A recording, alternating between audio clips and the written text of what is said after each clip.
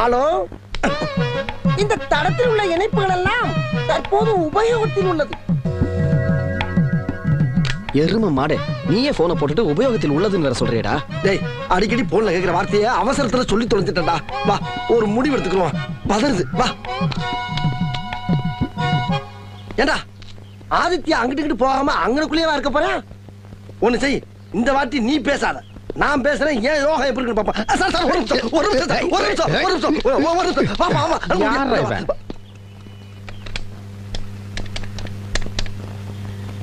Hello வீணா வீணா வீணா. Hello hello, யாருங்க பேசுறீங்க?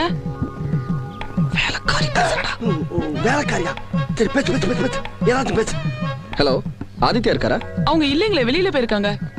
சரி, நான் வந்த உடனே பேசிக்கிறேன்.